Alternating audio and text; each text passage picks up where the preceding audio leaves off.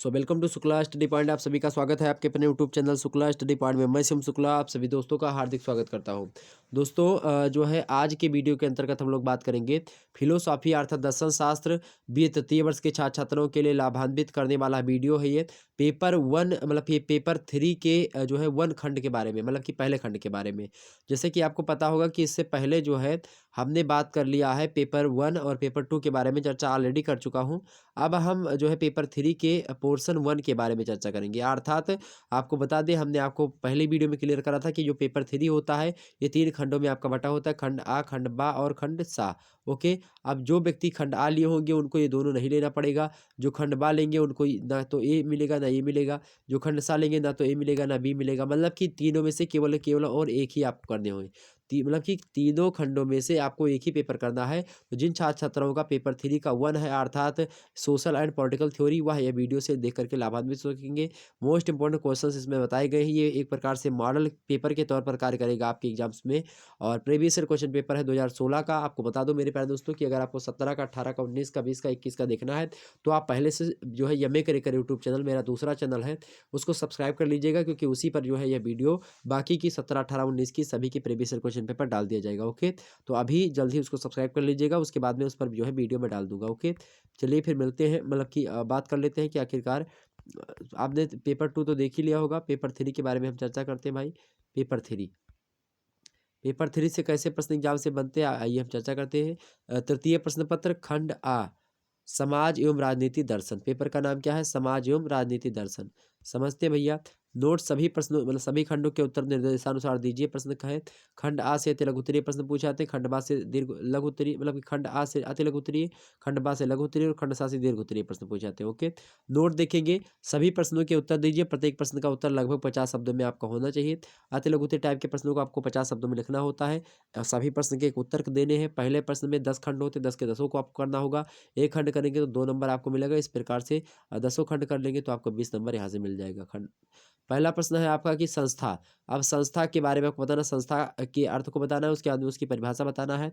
ठीक, तो संस्था के बारे में आपको बताना 50 शब्दों में। वही अगला प्रश्न था समिति क्या होती है, मोस्ट इंपोर्टेंट है। अब संस्था क्या है, समिति क्या है, इसके बारे में आपको बताना। क्या बताना, बीए फर्स्ट ईयर में अगर आप लोगों ने समाज शास्त्र पढ़ा होगा तो सोशियोलॉजी में हमने खूब बताया था कि संस्था क्या होती है, समिति क्या होती है, परिवार क्या होता है, समाजवाद क्या है, साम्यवाद क्या है, संविधानवाद क्या है, खूब बताया हमने।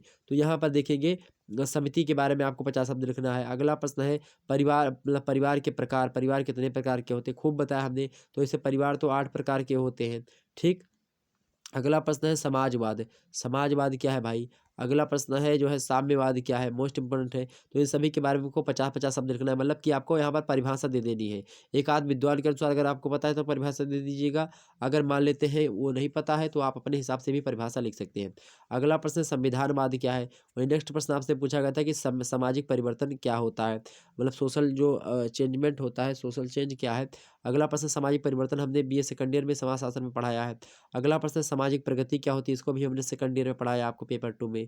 अगला प्रश्न धर्मनिरपेक्षतावाद क्या है, जो पॉलिटिकल साइंस में बताया है। क्रांति क्या होती है। तो ये सभी से प्रश्न एग्जाम से लगातार बनते रहते हैं। यही से प्रश्न आएंगे एग्जाम्स में, तो आपको ध्यान रखना है, सभी चीज़ों को आप लोगों को तैयार कर लेना है। ये सभी की वीडियोज़ में हालांकि उसे देने का प्रयास आपको करूँगा। खंड बा देखेंगे, नोट यहाँ पर है कि सभी प्रश्नों के उत्तर दीजिए। प्रत्येक प्रश्न का उत्तर लगभग 200 शब्दों में आपका होना चाहिए।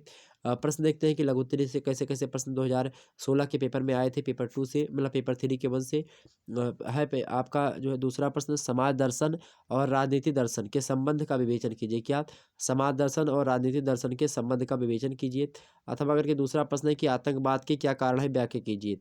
वही नेक्स्ट प्रश्न आपसे पूछा गया था, दोनों में से एक ही करने हैं आपको। अगला प्रश्न है लोकतंत्र के प्रकारों की व्याख्या कीजिए। क्या?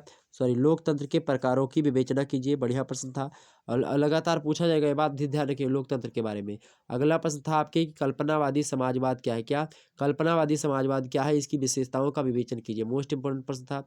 अगला प्रश्न आपके एग्जाम्स में जो है पूछा सकता है कि समाज की प्रमुख विशेषताओं का विवेचन कीजिए। मोस्ट इंपोर्टेंट प्रश्न एग्जाम्स में आ सकता है। अगला प्रश्न इसके स्थान पर अथवा करके दूसरा दिया था कि वर्ण सिद्धांत के आलोक में परंपरा और आधुनिकता। क्या? वर्ण सिद्धांत के आलोक में परंपरा और आधुनिकता की धारणा का विश्लेषण कीजिए। मोस्ट इंपोर्टेंट प्रश्न एग्जाम्स की दृष्टि से। अगला प्रश्न आपसे पूछा गया था कि परिवार के मुख्य तत्व क्या क्या है, विवेचना कीजिए इन तत्वों की। अगला प्रश्न पूछा गया था आपसे अथवा करके कि सामाजिक परिवर्तन के रूप में सत्याग्रह की समीक्षात्मक व्याख्या कीजिए। मोस्ट इंपोर्टेंट प्रश्न थे एग्जाम्स की दृष्टि से, 2022 में आ सकते हैं। अगला प्रश्न समुदाय की विशेषताओं की व्याख्या कीजिए।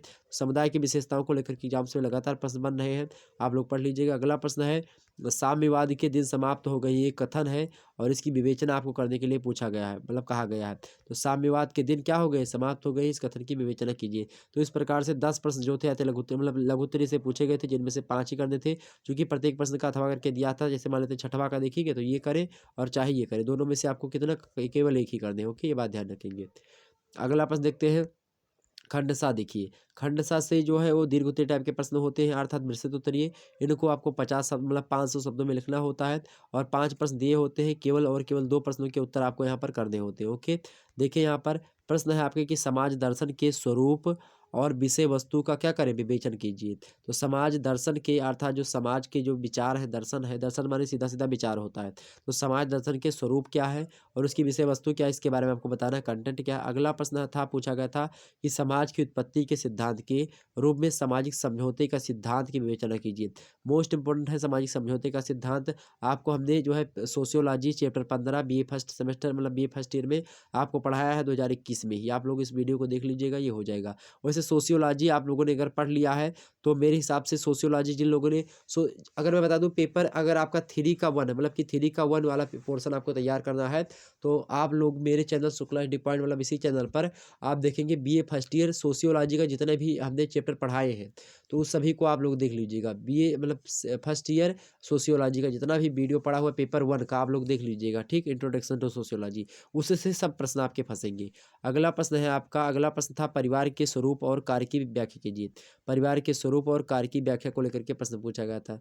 वहीं अगला प्रश्न देख लीजिएगा, 10वां नंबर प्रश्न आपके समक्ष है कि लोकतंत्र के स्वरूप और मुख्य विशेषताओं का विवेचन कीजिए। मोस्ट इंपोर्टेंट प्रश्न है।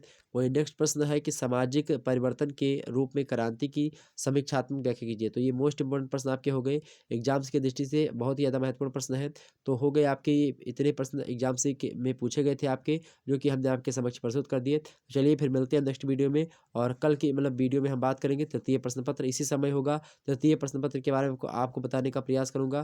तृतीय प्रश्न पत्र में हम समझेंगे ग्रीक और मध्यकालीन जो दर्शन शास्त्र है इसके बारे में। आखिरकार ग्रीक और मध्यकालीन दर्शन शास्त्र से कैसे कैसे प्रश्न एग्जाम से पूछे गए थे। तो जिन छात्राओं का हमारे तृतीय प्रश्न पेपर में आप लोगों ने तृतीय प्रश्न पत्र में खंड बा है वो लोग इसको पढ़ेंगे। ओके, ठीक, ए वाले जो है ऊपर वाला पढ़ेंगे और जो सी वाले होंगे उनके लिए मैं जो है 500 वीडियो लाने का प्रयास करूंगा और उसमें बताऊंगा। ओके, चलिए फिर मिलते हैं नेक्स्ट वीडियो, तब तक के लिए जय हिंद जय भारत। आप सभी का बहुत बहुत धन्यवाद हमारे साथ जुड़ने के लिए।